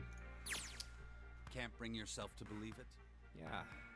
Let's say someone killed another person because the devil told them to do it. Whether the devil exists or not has no relevance to the murder. They believe the devil exists. Whether or not he does is immaterial. So what matters here is that Hongo believed in the morphogenetic field. But that's just a theory. A game theory. Get out. That's right. Snake nodded. But I still don't get it. You said they wanted to figure out how to control people, right? That is what you were saying. Yes. What does that have to do with morphogenetic fields? So how are they going to do that with a morphogenetic field? Loving that facepalm. It's perfect. I'll keep it simple. Let's suppose 10,000 people have solved a certain problem. Definitely not game theory at all. The chance of you knowing that answer, even if no one has told you, will go up. Okay. Let's have another example, shall we? I mean, he said, but that's just a theory. I've been Pavloved. I mean, you're not wrong. Say 1 million people were to do a handstand right now. Tomorrow, the chances of you doing a handstand would be higher even if you had heard nothing of this hypothetical mass handstanding. So the theory is if you're able to make a bunch of people do something, it's more likely other people to do it, and that's why they think of it as mind control, even though... Mankind's thought process and actions are all part of a resonant event. This is weird. All of the resonant events encoded in the fields are projected onto you. Danganronpa was a lot easier to follow. Of course, this assumes you believe in this theory. Do you follow so far? Yeah. Now, if there was a person who had the same effect as those millions of people, what would happen? That means whenever they did something, everybody would be very likely to do it afterwards. If that one person were to do a handstand, other people would find themselves wanting to do handstands as well. That'd be brilliant for food marketing. I ate this company's food. Now everybody wants to go eat this company's food. Can you imagine what a person with powers like that would be able to do? To be fair, I feel like 90% of the time if I say, man, I want pizza, like everybody starts wanting pizza. But I think that might just be the word pizza being a trigger. Because when you think about it, pizza's pretty tasty. Come on, there's no way. I'm not done. Imagine another scenario. Imagine another person. Also, changing this to novel mode did like nothing. That's priming. You're correct, yes. They're different This things. is an ordinary person. Let's say he does a handstand. Jovine, I want pizza. I want pizza. Well, the good news for me is I actually am getting pizza for dinner. Get wrecked, kiddos. What if there was someone who could grab the resonant event he created by doing that and use it to make other people do handstands? And it's 1 a.m. on a Friday. I mean, if your pizza places aren't open at 1 a.m. on a Friday, then you clearly don't live in Colorado. That's all I'm saying. Also, morphogenetics field theory is actually a theory, but a pretty legit theory, but isn't generally recognized. Wait, is that like really a thing that people have theorized about? Like, I thought this was all like pseudoscience that they just wanted to make up for this story being interesting. I'll have to read up on this because now I'm actually curious. The theory's an interesting thought, but I can't, like one guy, yeah. I couldn't think of any legitimate scientific basis you could make as an argument for this. What would happen then? A person who has the power to write to the field, and someone who can read from the same. You could think of them as the writer and the reader, or the transmitter and the receiver. What would the world be like if there were people with abilities like these? Junpei thought about it for a moment. So the transmitter's resonant event can be transmitted through the field and sent to the receiver. And then the transmitter can control the receiver however they wish. That's what you're saying, right? So, everything mentioned is something that exists, but Ice Nine is something from a fiction novel. Well, they say it's from a science fiction novel, but they said that it actually came real. Yes. Close enough, at least. Come on, that's just crazy. Well, if you want to prove that, then you'll have to test it first. Is that how that works? At least, that was how they thought. That was why they decided to do their experiment. That was how the Nonary project began. So really it's not, again, not mind control, but more of the concept of... Yeah, so it's all just extrapolated from other stuff. I'm trying to find the Morpho website. Okay, cool, yeah, absolutely. Even though it'd probably be all stuff that I think is pseudoscience and not really, like, founded on anything, it'd be fun to read just to see what it looks like. So wouldn't this more be like having a having a telepathic connection with somebody, being able to talk rather than mind control? Snake suddenly looked very serious. By the way, Junpei, have you ever heard of the Gansfeld experiment? Why does that sound so familiar? Junpei cleared his throat and tried to act calm. Yeah, that was an experiment in telepathy, right? It's all pseudo, but it's based off of Jung's theories. Okay. You place a pair of subjects in separate rooms. Then you show one a picture and ask the other what they see. Interesting. I'm impressed. Yes, that is exactly correct. So, why did you bring up the Gansfeld experiment? It was used to screen subjects for the Nonary project. Let me guess. Him and Clover were put together.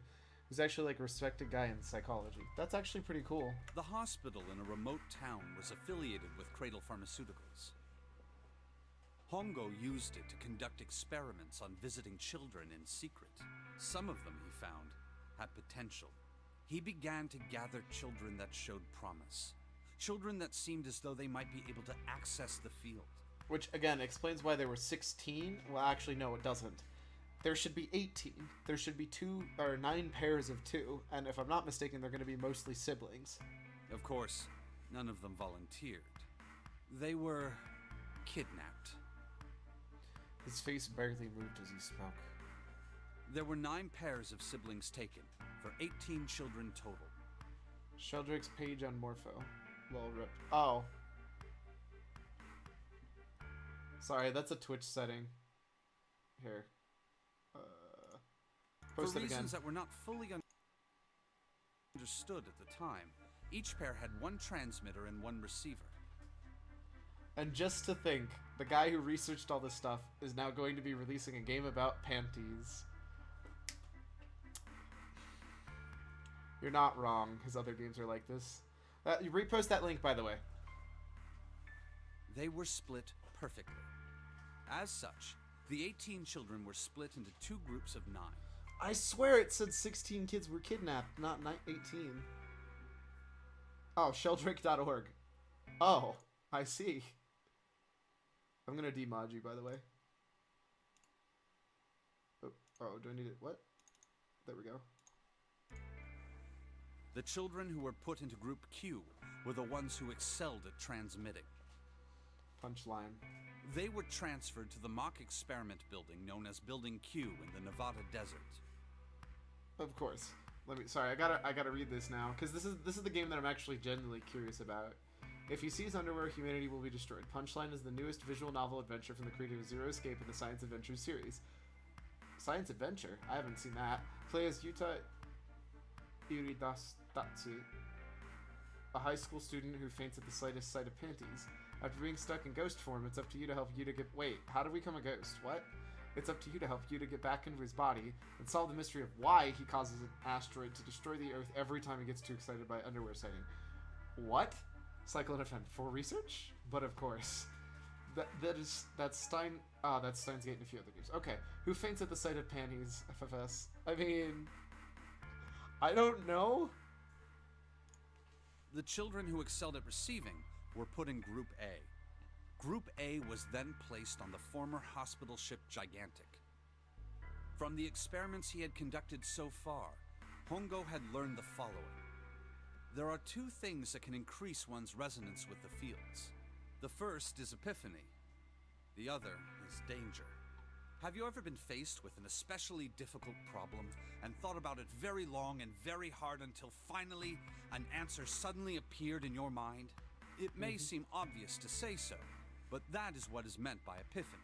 They hold magical powers beyond our comprehension. Cyclone plus. The information obtained through that epiphany can be easily transmitted through the fields, where it can be easily interpreted. Adding danger to that equation allows for even easier field access. That's where Hongo came in. They set up a number of puzzles across the Gigantic.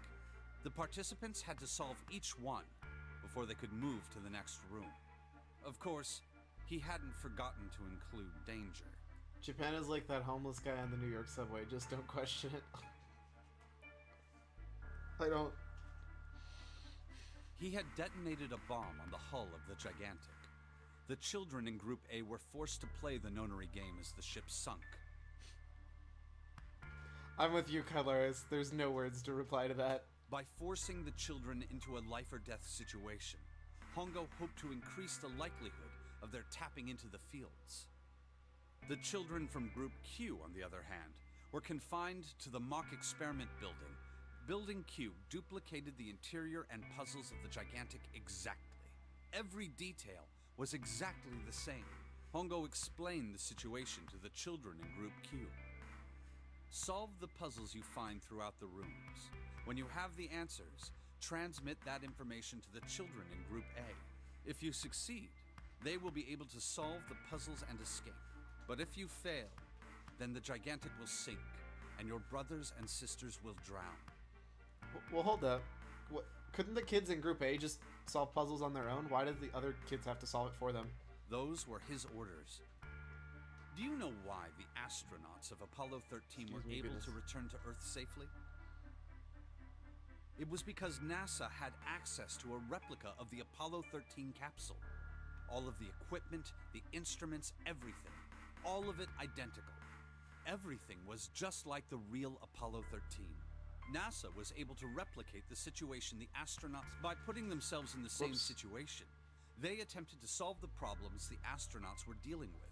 Yeah, I mean, that happens a lot. There's a lot of times where you're supposed to do that. Once they found solutions, they reported their findings to the men aboard the actual capsule. That was how they were able to return safely.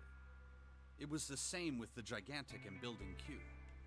The children from Group Q had to use the power of epiphany to solve the puzzles they found and transmit what they learned through the fields. The children in Group A, however, they had to access the fields to learn how they might advance to the next stage. That is the simplest explanation I can manage. Snake sounded defeated. His half-hearted attempt at derision served only to show how much the story had affected him. Huh. Just as Junpei was about to speak... Hey, Junpei, Snake! How much longer are you two gonna sit around on those bony asses? You're just jealous you're not as skinny. Get down here already!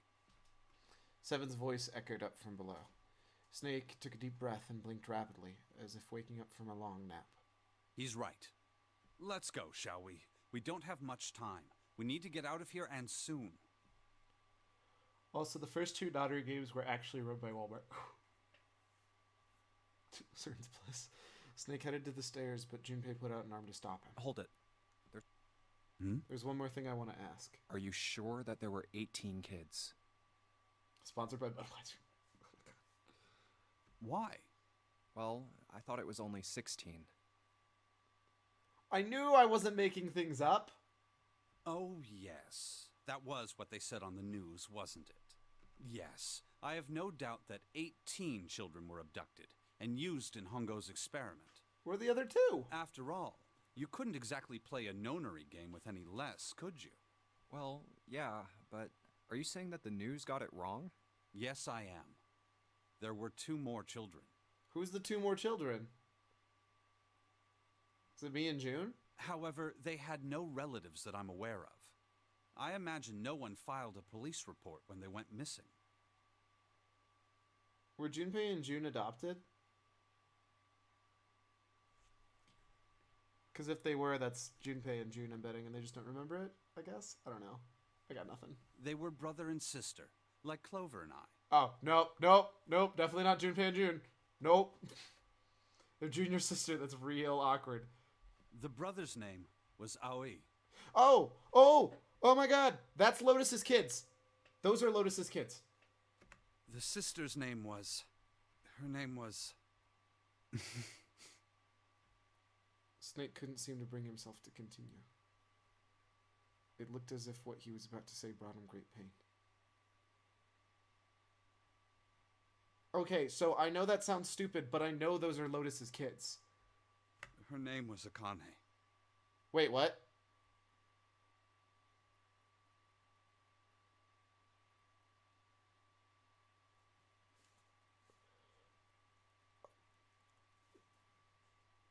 What? That was the girl who died.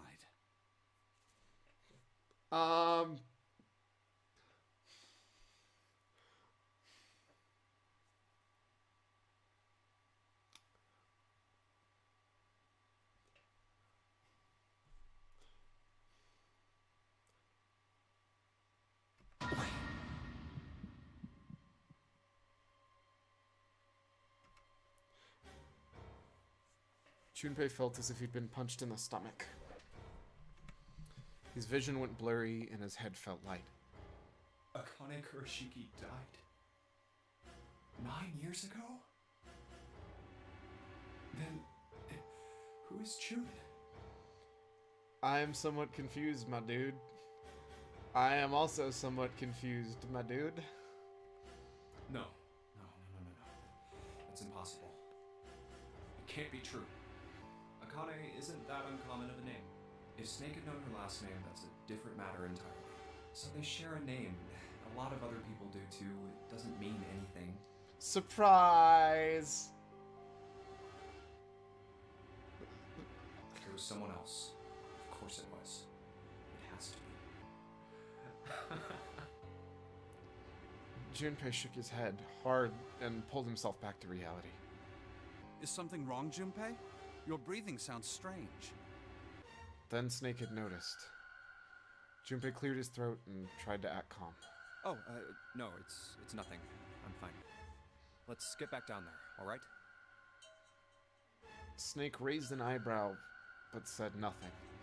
He headed down the stairs, Junpei bringing up the rear. I couldn't do it. Why didn't I ask? What's her last name? I just couldn't get the words to come out. Because what are you going to do if all of a sudden you're told that the person that you're in love with is dead and the person actually isn't here, isn't them? Game is like, you in love with dead people, lol? That's illegal. Dan says, please don't. Please don't. With every step he took, the cold, hard sound of feet dug against metal dug at his heart.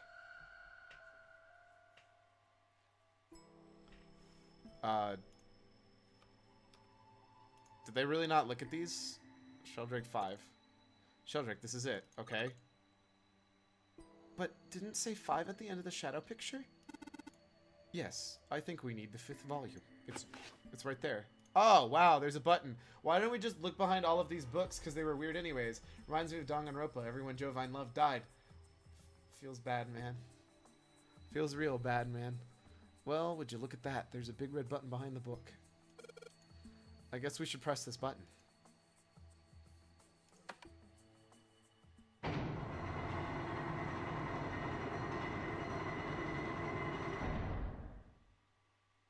What? What was that sound? It sounded like something really big was moving. It came from the top floor. Alright, let's go check it out.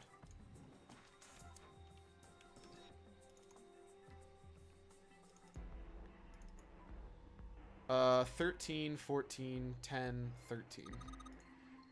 Well, I bet you've got to type something on that keyboard. Yeah, but you can only enter letters. And it looks like you can only enter 4 letters. Let's see how it works. Guess you need to hit enter. So it's the 13th letter of the alphabet, the 14th letter of the alphabet, the 10th, and the 13th?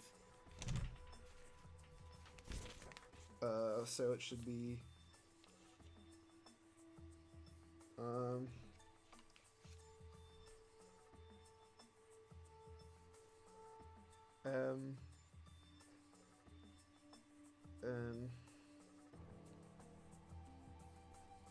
MNJN?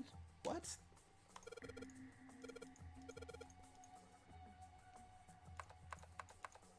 Oops.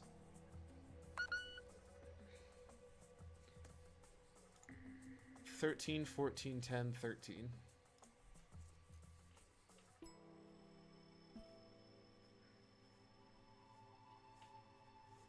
Did I count wrong?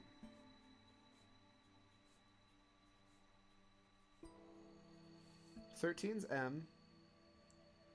So it said 13, 14. That would take too much time. Miraculously, no book fell off the shelves. Lol. How do you explain the elevator if she's not a comic? Cern's Bliss. 13, 14, 10, 13. That should be M, N, J, M, right? What?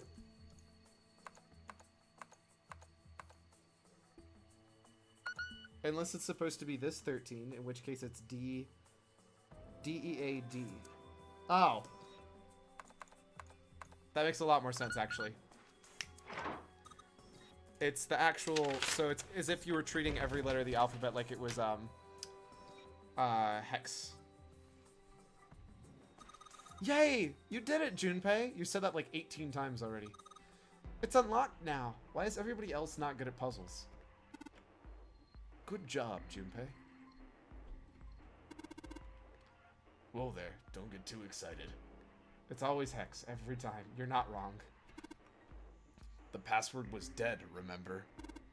Just makes me think whatever's waiting for us isn't good. So what? Jeez, you're such an old lady. We can't be worrying about stuff like that.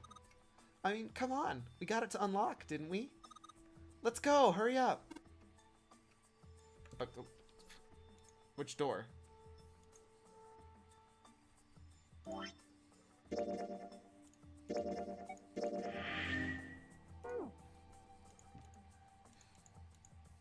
It's a thick metal door. There's a handle in the middle of it, though. Alright, handle. It's time we got this over with. Damn it. I can't get it to open. This thing won't even budge. What? Why not? We put in the password. What else do we have to do? Then that means... Thanks for voicing the... No problem, I had to. Try yelling louder. +1. Oh. It's the other door. Okay, this is why I saved, just in case there was actually 2 doors that... I was worried that there might have been 2 doors that I had to actually, like, have 2 different paths for some reason. The door opened. And Junpei and the others leapt through it. Alright, this is the next... Just as Seven was about to finish his sentence, their attention was drawn to the clang of the metal on metal ringing out behind them. Ugh, the door! You found it! Hey look, there's a model ship here. They spun around. The door they'd just come through had slammed shut. Did that just close on its own? Don't tell me we can't go back. I don't know. Let's see. Junpei grabbed a hold of it with both hands and pulled with all his strength. Damn it. It looks like it locks automatically. Is there any other way out? Well, there's another door over on the right. There's a card reader next to it. What? Why does it look so weird? Why are all the items duplicated twice on my screen? What is going on? Whatever. It's got a red light on it, though, so I'm pretty sure it's locked, too. But there is a card reader, right? Yeah. Then perhaps if we find a key card, we could open the door and leave? Well, yeah, that might work, but... Hey! Wait a minute. Are you saying we're gonna have to search through this room for one little card? Yes. Oh, man. They took a second to look at the room they found themselves in. It's not that bad. Could be worse. Oh, that's why it looked like a weird reflection, because there's a weird reflection there. It was filled with piles upon piles of all manner of things. The only word that could describe it is chaotic. This is clearly where they were building the Red and the Dead, though. It was like a tornado had passed through, followed by a giant who had picked up and shaken the entire room a few times. Looks that way. Junpei's heart fell. For real? Clover and Seven looked as though they were about to cry. Well, we can sit down and wait to die, if that's what you prefer. I rather doubt that, however. So it would be wise to start looking. We haven't much time. Let's find that key card. Oh, and the Neptune key as well. We won't be able to get through the hallway without it. All right then, let's begin.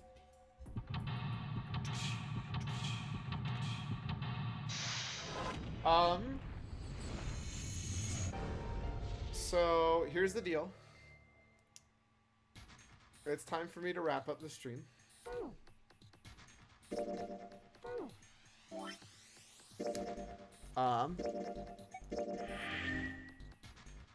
I'm going to finish up this game Sunday if I can. We still didn't get another ending, right? I'm actually kind of mad that we didn't. Oh, that's right. There's no music here. That's really boring. Here, let me get...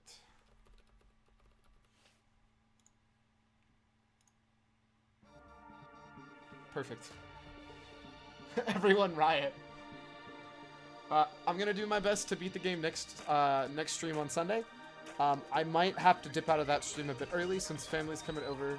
I can post links now with the cycling if I'm lol. I'm gonna turn that down a little.